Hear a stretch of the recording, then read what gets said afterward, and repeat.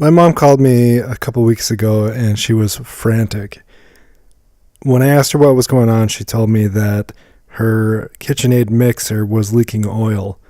Now, my first thought was that I don't think mixers have oil, but then I quickly realized my mom makes me cookies, and I don't mess around with cookies, so I better get this figured out. Now, after a little bit of research, I realized that this is a fairly common problem that happens to these KitchenAid mixers over time. The grease in the gearbox begins to separate and the oil drips out underneath. So, let's fix that. To get started, the first thing you're going to do is remove the rear cover. This is held on by one Phillips head screw, and after you take that screw out, the cover comes right off. What we want to do here is remove the strain protection from the cord. Now eventually we're going to have to separate the top and the bottom of the mixer to get at the grease, but for now we're just going to separate the strain relief from its housing. Flipping the mixer back over to the front, you're going to pop off the planetary ring with a little screwdriver. It's just friction fit. And then pop out the pin that holds the planetary cover. Having removed the pin, the planetary cover can be pulled off. Now you're going to want to use a screwdriver to help you pry the cover off, but be careful as it is easy to damage. Taking your time, use the screwdriver in several locations to help pry it off, and then you should be able to remove it by hand once you get it far enough along.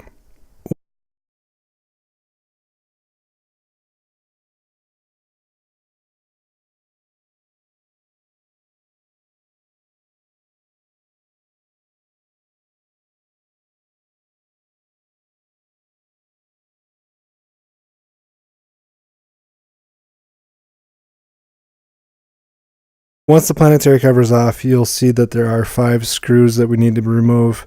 Go ahead and take those out. They are a flathead screw. As well as on the bottom of the mixer, there are 4 more screws that need to be removed. Now pay attention to one of the rear screws should have a washer on it, and this screw needs to go back in the same position, so make note of where that one came from.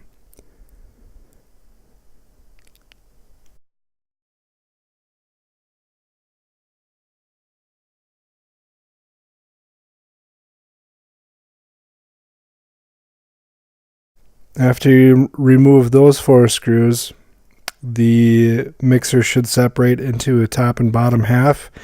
It takes a little bit of coercing. Gently prying with a couple screwdrivers can help, but you want to separate the top from the bottom. Having done so, you can see the actual gearbox and the residual grease that's left from the manufacturer. Now, like I said in the beginning, this seems to be a common problem where over time, these mixers, the grease that's in them can slowly degrade and separate into the oil, which comes out. That's your first indication that there's an issue.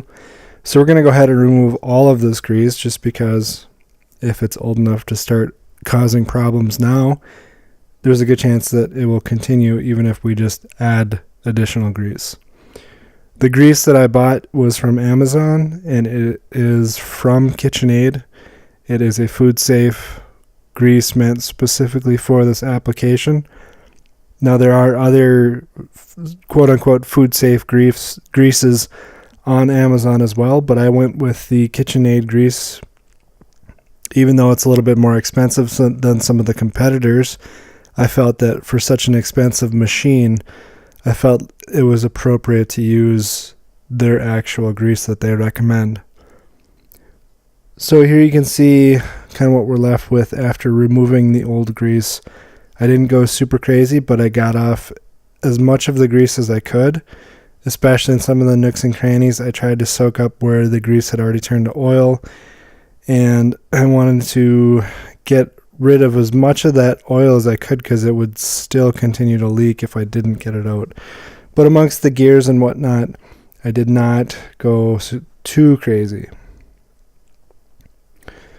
So using our new grease, we want to consider the amount of grease that we removed from the machine originally and try to replicate the amount that was in there to begin with. So it's not super scientific, just estimate.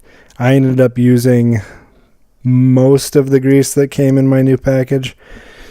This, you just want to spread it around the way that it was before. Just make sure that you get at least a little bit of grease on all of the teeth in the gears. So you might have to rotate it a little bit just to make sure you have access to all the teeth. So we're going to go ahead and coat this whole thing in new grease, and then you can go ahead and start putting it back together.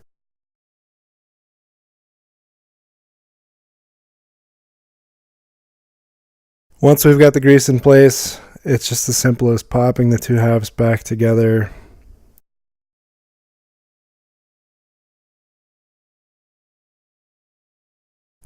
And then we can go ahead and put our 4 screws back into the corresponding location. Just remember that one screw.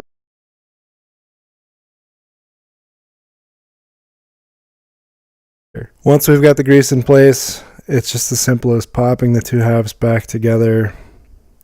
And then we can go ahead and put our 4 screws back into the corresponding location. Just remember that one screw that has the washer on it. Remember the spot that one's supposed to go, and get that one put in the right place, and the other ones as well. Once we've got the 4 screws put back into place in the bottom, especially the one with the washer in its correct location, we can move on and put the 5 screws back in underneath the planetary. Now before we put the planetary back on, it's a good idea to spread some grease in the teeth of the gears just to help it lubricate.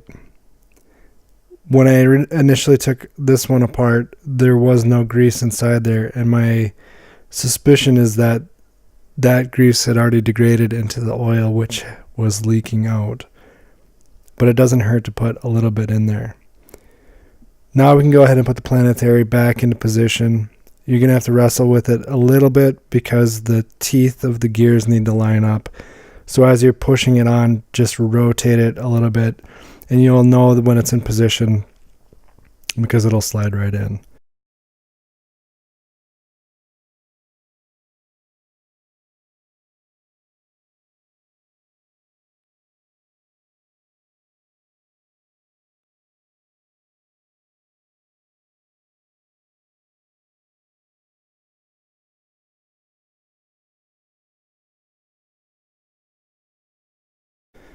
Now you can rotate to find the location of the pin on the shaft. You're going to need to put that pin back into place to help hold the planetary in position. Now I use the little screwdriver just to help align the two together, and then you can go ahead and push that pin into place. This will hold the planetary on, and you're almost finished.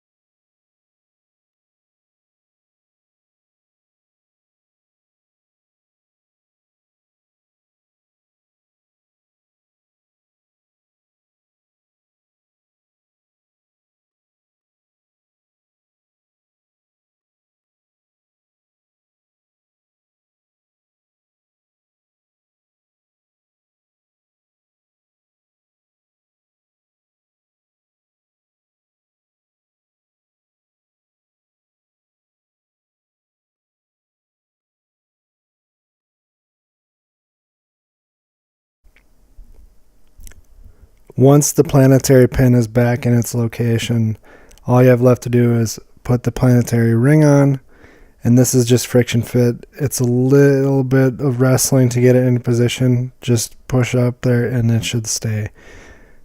Then we have to plug the strain relief for the cord back into position, and you'll see there are 2 grooves where it just slides into place. pushing that into its location. You just have to kind of fish with some of the cords to get them back in their original place, and then we can pop the back cover on. Now you'll see there's a little piece of cardboard that's got some grooves in the back cover. That'll help align it and get everything back into position.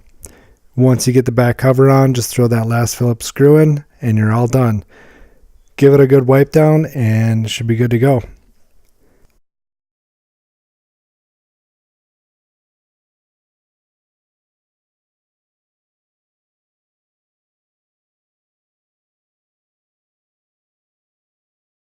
So I'm super excited to finish up this project. I know this is something that my mom had really wanted me to get done, and I'm hopeful that there might be some cookies in it for me down the road. If you have any questions or comments on this video, please leave me a note in the comment section below. And if you've learned something valuable, please hit that thumbs up button. Until next time, thanks for watching.